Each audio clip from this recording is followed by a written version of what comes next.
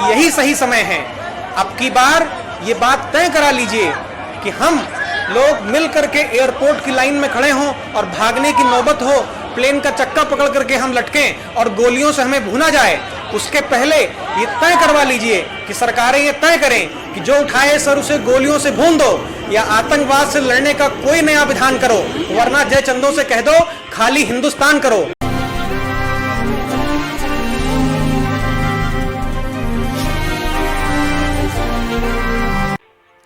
आप सभी को प्रणाम, जय श्री राम। आप सभी के बहुत से पत्र संदेश के रूप में और बहुत से मैसेजेस मिलते रहते हैं, बहुत से प्रश्न आपके मुझे मिले। आज एक प्रश्न मैं आपसे करना चाहता हूं। इस प्रश्न को ट्रुथ और डेयर की तरह ही लीजिएगा, या तो सच के साथ खड़े होइएगा या कम से कम सच बोलिएगा। इसके अलावा तीसरा कोई विकल्प नहीं है। या तो अपनी बारी आने पर रिस्क मत लीजिएगा। ये वीडियो आगे देखने से पहले अगर इन दोनों में से कुछ भी नहीं चुनना है तो अपने बगल वाले को, आसपास को, इष्ट मित्रों को पास कर दीजिएगा, वो उसका जवाब दे सकें। आज मैं आपसे पूछना चाहता हूं कि आखिर ये जो अफगानिस्तान में घटनाएं घट रही हैं, लोगों के साथ इतनी बर्बरता और इतनी निर्दयता हो रही है, वहाँ की आम जनता की हालत आप देख रहे हैं। न्यूज़ के माध्यम से, तमाम संसाधनों से आप देख रहे होंगे कि लोग प्लेन से लटक लटक के बस की तरह भाग रहे हैं। उसमें जैसे लग रहा है कि मुंबई की लोकल ट्रेनें हों। महिलाओं के साथ जो दुर्दशा हो रही है, आखिर इन सब घटनाओं को देखकर आपको क्या लग रहा है? आपको कुछ महसूस हो रहा होगा? कितने लोगों के दिमाग की घंटी बज रही होगी? कितने लोगों ने यह महसूस किया होगा कि आखिर जो घटना घट रही है, दूर तक अगर बात जाएगी तो कहां तक जाएगी? कितने लोगों ने महसूस किया कि आने वाले दिनों में क्या भारत के साथ भी स्थिति हो सकती है ये? तो मैं आपको बताऊं कि पिछले 75 सालों से, 1-2 सालों से नहीं, 75 सालों से भारत देश के साथ भी यही हो रहा है। घुसपैठ के नाम पर, आतंकवाद के नाम पर जिस तरीके से ये लड़ाई चल रही है, छिपे, एक ना एक दिन अगर हम आज से सुधरना नहीं चालू करेंगे, हम इनको सुधारना भी चालू नहीं करेंगे, तो एक दिन हश्र वही होगा। जब हमारी सेना हमारे देश की गंदगी को साफ करती है तो उस समय मानवाधिकार सामने आता है, यूएनओ सामने आ जाता है, देश के कुछ बुद्धिजीवी वर्ग सामने आते हैं, अवार्ड वापसी होनी शुरू हो जाती है। यही नहीं, कुछ तथाकथित सेलिब्रिटीज ऐसे हैं जिनका दम घुटने लगता है भारत में। आखिर आज जब एक राष्ट्र किसी दूसरे राष्ट्र के ऊपर अनधिकृत और गैर संवैधानिक तरीके से कब्जा कर रहा है, उस समय कितने सेलिब्रिटीज आज अपनी अवार्ड वापसी नहीं कर रहे हैं? नोबेल पुरस्कार क्यों नहीं वापस कर दिए जा रहे हैं? इतने ढेर सारे घटनाक्रमों के बाद भी हर तरफ सन्नाटा सा पसरा हुआ है। आखिर ऐसा क्यों है? अब यूएनओ कहां है? अब मानवाधिकार कहां है? सब मौन क्यों है भाई? अब तो किसी ना किसी को आगे आना चाहिए था। संयुक्त राष्ट्र सुरक्षा परिषद को आगे आना चाहिए था, जिम्मेदारी लेनी चाहिए थी कि 2 राष्ट्रों के बीच समझौते में आखिर वो कहां गए? अब ये सब प्रश्न ऐसे हैं जिनका आज हम आप सनातन प्रेमियों और हिंदू जनमानस को ऐसा लग रहा होगा कि हमसे इनका कोई मतलब नहीं होगा, लेकिन दूर तक इसके संबंध हैं।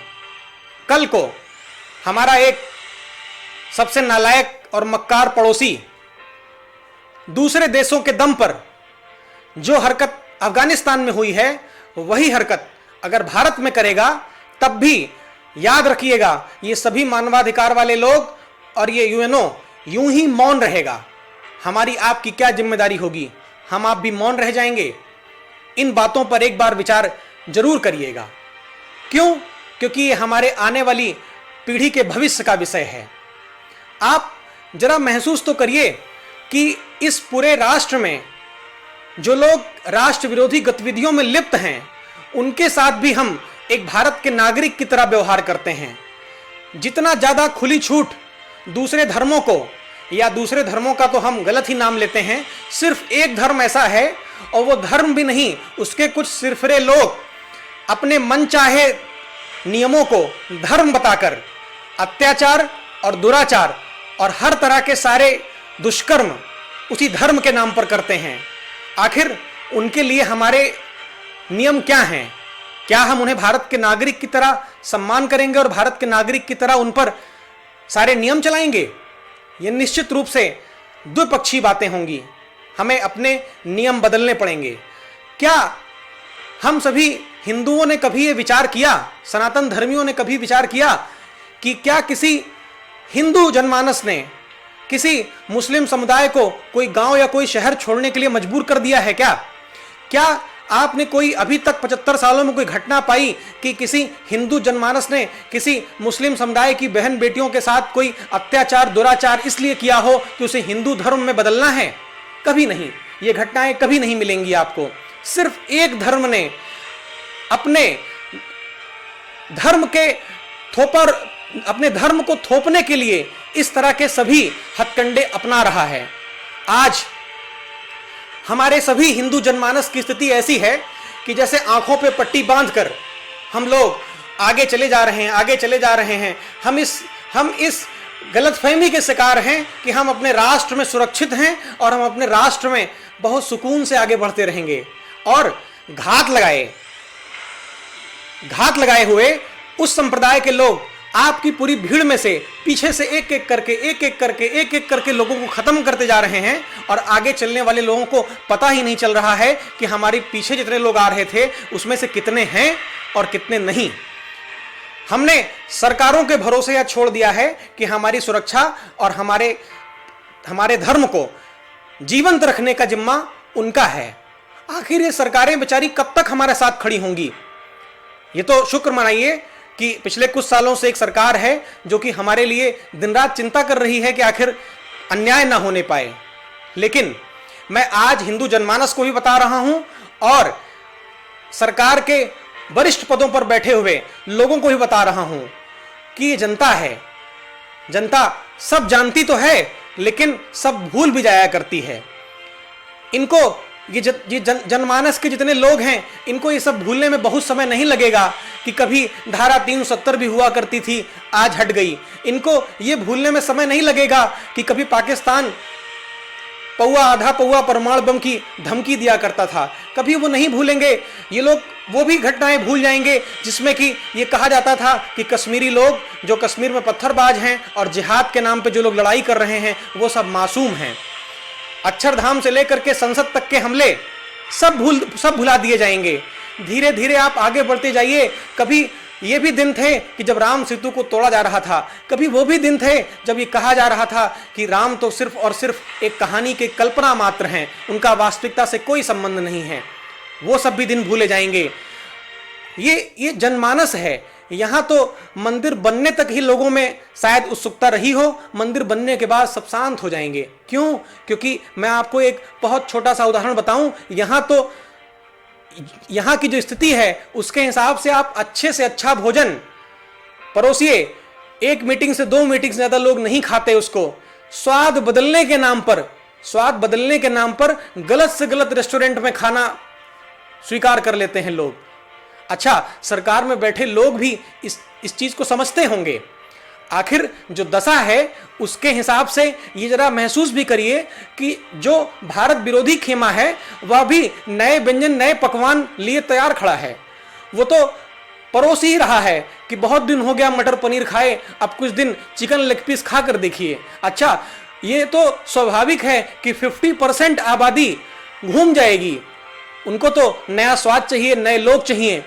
तो कहीं ना कहीं जो स्थिर लोग हैं, जो स्थिर समाज है, उसको विचार करना होगा कि आखिर इस देश की दशा भी वही ना हो जो आज अफगानिस्तान की हो रही है।